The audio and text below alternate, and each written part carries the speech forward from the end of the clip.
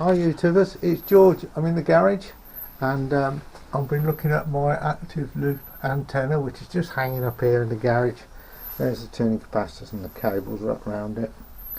And I ordered a active amplifier for the loop aerial for receive only, and it arrived and it's a kit, and that's typical for stuff from China. You don't get any instructions, but I'll empty it out. There's a circuit board. Some of it's fairly straightforward, isn't it? You know, you've got the battery connector, the circuit board itself, a few connectors, coax connector, integrated circuit there and holder, and then you've got some resistors. There's another one somewhere. There you go. And a capacitor. Now, it don't tell you where they go, but the thing about it is you can work out most of it yourself, because the IC is straightforward. That's where the IC socket goes. The variable control goes in the middle, and then you've got a little on-off switch, which is there, little titty thing, LED, nuts and bolts and things like that. And then you've got the resistors. You've got 3 of the same value, and then you've got 2 of the same value and 1 capacitor. So it should be fairly easy to put this together. What I've actually done, I've found some photos of it on the internet. Let's just come out of that, and then I should be able to work out the resistor values by looking at the photo.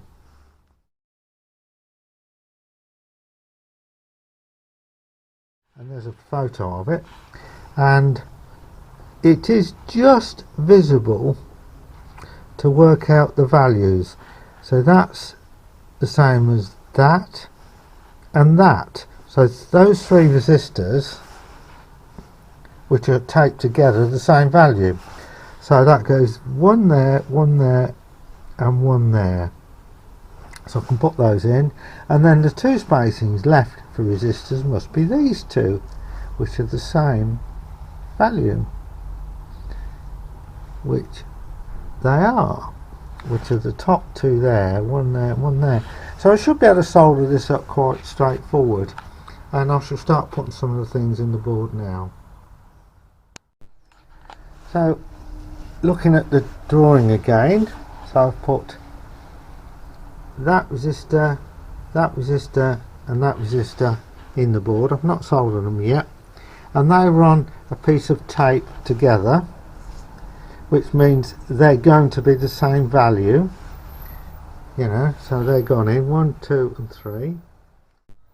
Now I've soldered the resistors in like that, and I'm using lead-free solder, which is perfect for this sort of application.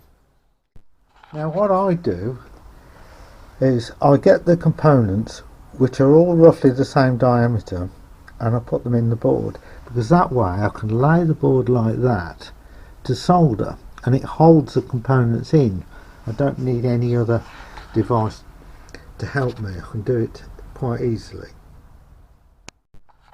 Now next is diode D1, and there's only one in the pack, and it shows you the direction. It has a band on the black body which aligns with the band on the circuit board. There's only one small capacitor, and that goes across those terminals there. I haven't got a tripod to hold the camera, so I'll put the capacitor in, solder that up, and then it's just a matter of doing all the other bits and pieces. Now the socket for the integrated circuit, which is in this bit of foam, has a notch in one end, and that has to align with the notch on the board.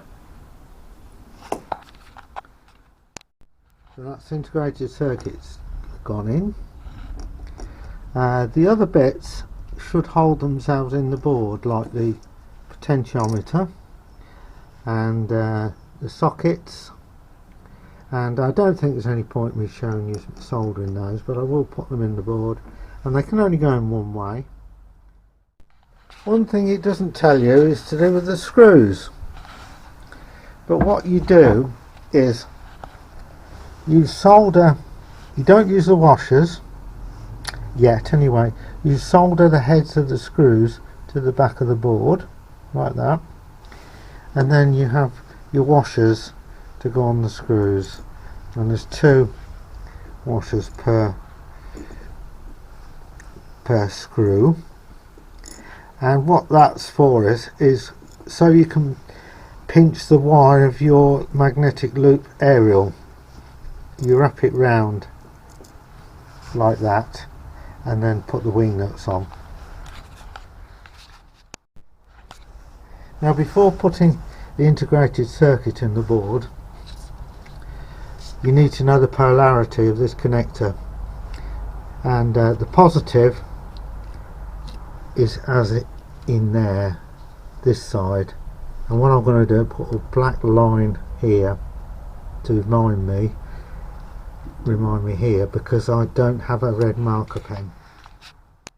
And if you've got it right before you put the IC in, you can check whether the switch works and the LED lights up.